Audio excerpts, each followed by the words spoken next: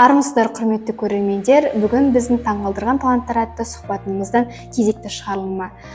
Бүгін біздің сұхбатымыздың қонағы мектебіміздің 11 сынып оқушысы, волейболдан спорт шеберіне үміткер Ізбасаров Мансур. Мансур, сұхбат алаңымызға қош келдің. Бүгін біздің осы бағдарламамызда сенімен бірге сұхбаттасу біз үшін үлкен қуаныш. Сен жас бола тұра осы волейболдан спорт шеберіне үміткер дәрежесіне жетіп, осы жетістіктерге жетіп жүрсің. Ең алдымен осы жетістікке жету жолы туралы айтып берсең. Қайырлы күн. Осы сәтке жету үшін мен көп еңбек еттім. Волейболға қызығушылық бала кезімнен басталды.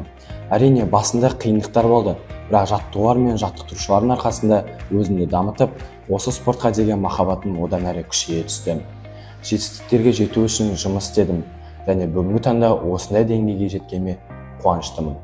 Күні кеше біздің мектеп командасы волейбол жарысынан үздік атанып бірінші орын иеленді. Ол керемет жетістік. Осы жетістіктерімен сендерді құттықтаймын.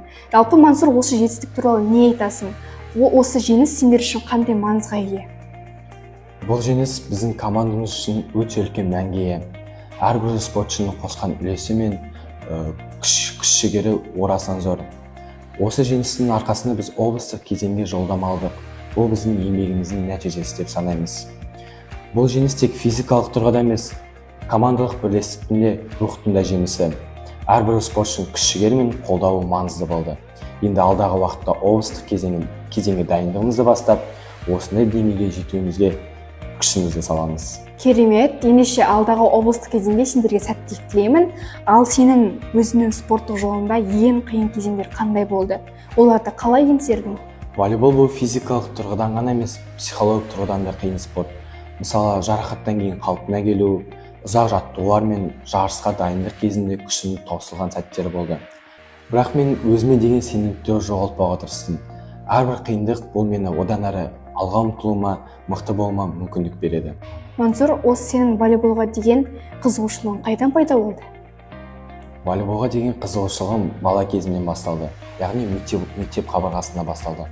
Жоғары сынып оқушыларының ойынын көріп, волейбол спорты соншалықты қызықты әрі күшті спорт екенін білдім. Команданың бірлестігі, стратегиялары мені қатты қызықтырды. Жарыстарға қатысып, жеңімпаз атану үшін барымды салдым. Сен спорт шеберіне үміткер дәрежесін алдың. Осы алдағы уақытта спорттың осы саласында қандай жоспарларың бар? Спорт шебері атану ол мен үшін үлкен мәртебе, бірақ бұл менің ең басты мақсатым емес. Ең басты мақсатым ол мен спорт шебері атанып, халықаралық жарыстарда Қазақстанның намысын қорғап, туын көтеру. Алдағы уақытта үлкен жарыстарда топ жарып, кәсіби деңгейге көтеру үшін бар күшімді салып жаттығуларымды жалғастырамын. Сонымен қатар болашақта өзімнің тәжірибемді жастарға, жаңа ұрпаққа бөлісіп, жаттықтырушы ретінде де жұмыс істегім келеді. Керемет, Мансур. Спорт пен оқу арасында тепе-теңдікті сен қалай ұстайсың? Жалпы мектепте оқып жүріп, сонымен қатар кәсіби спортпен айналысу қаншалықты қиын? Бұл сұрақты жиі қойып жатады. Спорт пен оқу екеуі де маңызды. Мен тәжірибемде оны екеуін қатар алып жүру өте қиын. Бірақ мен өз уақытымды дұрыс жоспарлауға тырысамын. Таңертең оқу, түстен кейін жаттығулар уақыты, кешкісін сабақ. Осылайша мен өз уақытымды дұрыс жоспарлаймын. Кейде жаттығулар мен жарыстар оқу бағдарламасына әсер етуі мүмкін. Сондықтан мен уақытымды дұрыс жоспарлап, қалыпты балансты сақтауға тырысамын. Сен үшін қандай жаттығулар мен дайындықтар ең тиімді болды? Қандай да бір ерекше әдіс немесе техника бар ма?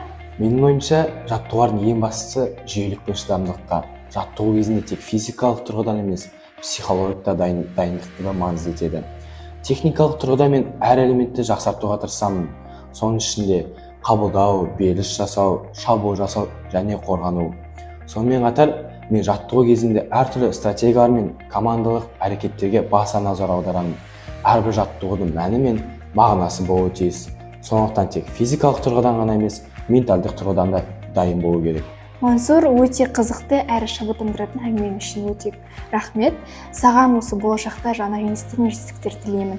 Сені көбірек шыңдалып, жаңа биік белестерден көреміз деген үміттемін. Рахмет, бұл мен үшін үлкен мәртебе. Сіздерге де бар жақсылықты тілеймін.